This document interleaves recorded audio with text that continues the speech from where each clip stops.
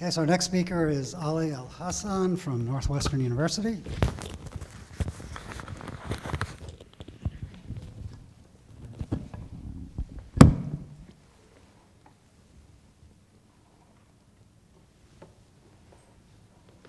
Hi, I'm Ali Alhasan. I work with Chad Merkin at Northwestern University, and we are actually interested in studying these spherical nucleic acid gold nanoparticle behavior inside cells, for example, with the goal to enhance microRNA regulation. Just to give you the scheme of this synthesis, we used citrate-capped gold nanoparticles, incubate them with thiol-modified oligonucleotide. I use antagomer, antisense DNA to target microRNA, and in order to get this low-density SNA gold nanoparticle. The reason this is low density is because of the repulsive forces between DNA strands. To screen out the charges, we add salt and come up with this high-density SNA gold nanoparticle, where an bound DNA strand can be washed away with centrifugation.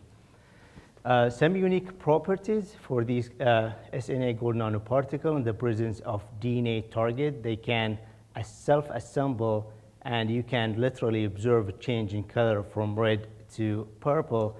And also in a microarray format, they hybridize to their target within a really narrow range of temperature.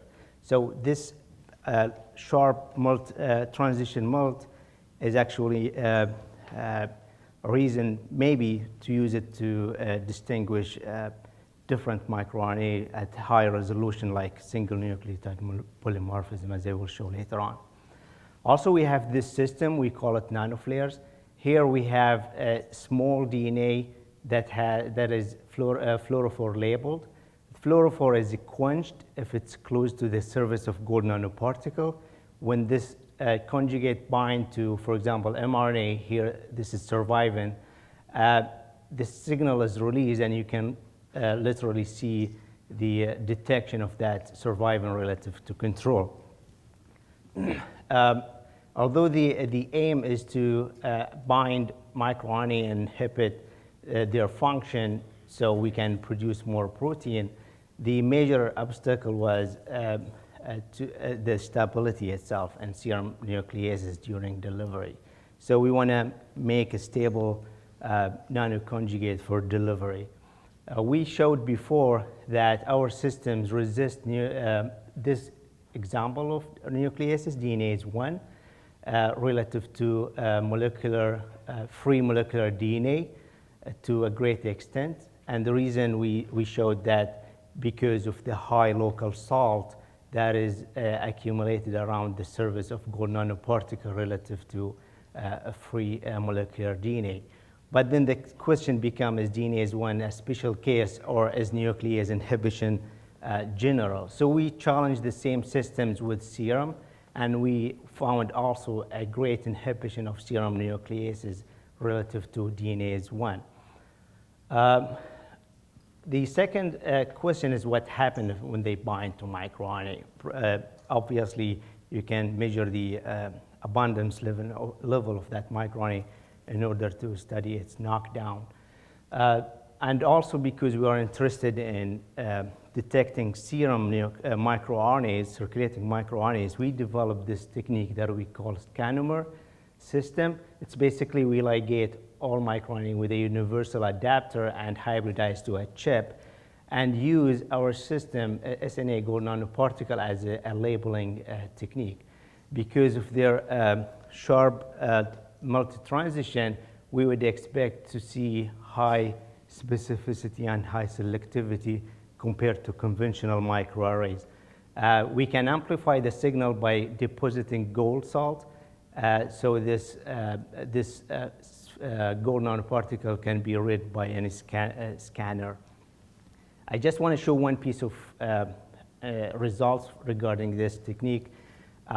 We can, in a microarray chip, you have two capture probes, MER16, the wild type, and MER-SNP, and we spiked synthetic MER16 in serum a pre-denatured serum and did the same approach here.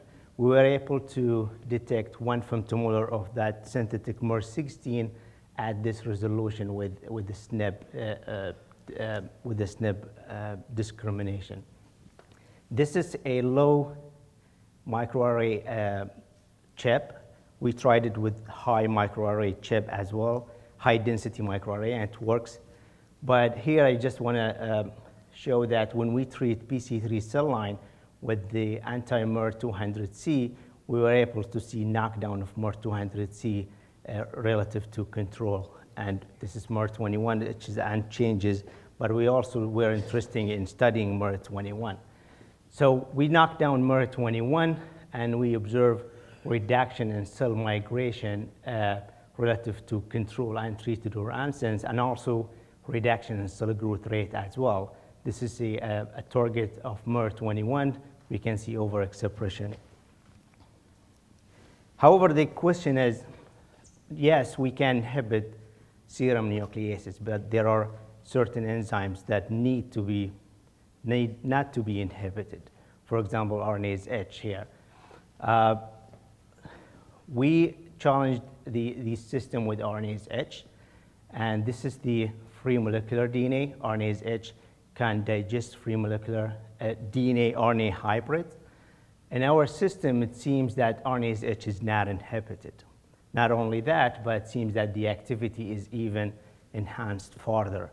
So 2 questions came up from this experiment: why it's not inhibited and why it's enhanced further.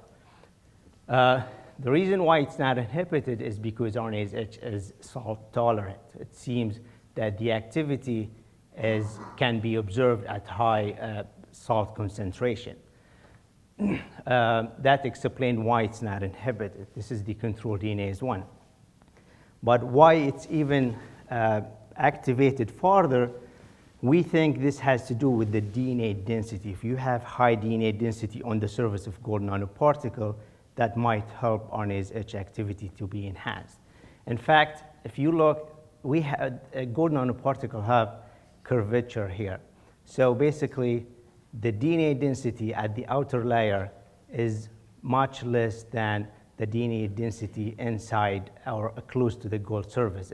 We found it to be 2.2 times more dense inside. So what we did is we brought the RNA DNA duplex close to the surface of gold nanoparticle and challenged that with RNase H. And we can see that we can enhance RNase H activity further. So that explains why RNase H activity is enhanced. So the current model is RNase H can have some hopping action of mood, where it can jump from one strand to another in an intersegment transfer. So what we think is happening is that RNase H bind to wherever it can bind on the surface of gold nanoparticle, and this binding helped RNase H to find its substrate faster. We did some DLS data to show that RNase H actually bind to the gold nanoparticle surface. This is the nanoparticle hydrodynamic range without RNase H. When we add excess amount of RNase H, we can see that the size of gold nanoparticle increases. Also here, if you have duplexes but no excess amount of antisense, you would see high RNase H activity. When you add excess amount, if some of them will not find their microRNA target and bind, they might act as a competitor and reduce the activity of RNase H, which can be seen here.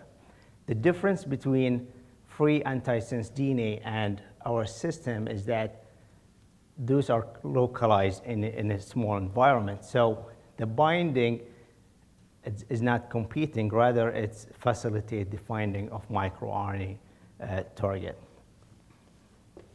So you can think of it as a loading dock where RNase H can bind, and also the microRNA target bind, both of them at a local environment, and RNA-seq can literally find the microRNA target faster.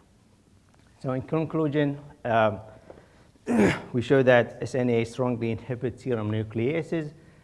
I showed you that technique that we should be publishing soon can detect 1 femtomolar of microRNA in serum and identify SNP. Showed some results that SNA gold nanoparticle downregulate endogenous microRNAs and reduce PC3 progression. The reason why RNase-H is activated because it's salt tolerant and because of the high density target or high local substrate concentration. So it seems that those systems are really ideal for gene regulation, microRNA or mRNA, because they exhibit high biological stability and they have high reactivity in RNase-H pathway.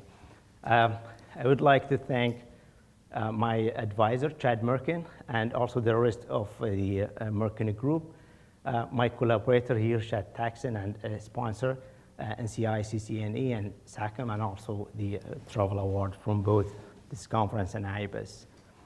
So thank you. I will take questions.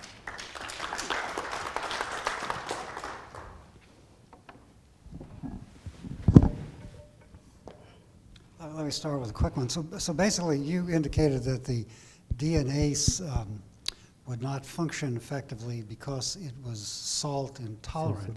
So you need high salt to assemble the nanoparticle oligonucleotide complex initially, but can you then dialyze away some of the salt and drop the salt concentration and test your hypothesis about whether it really is the salt concentration that affects the DNase I? We did even better experiment. We used a genetically engineered DNase I that's salt tolerant, and we show its activity is really higher on the surface of gold. Okay, good. Other questions?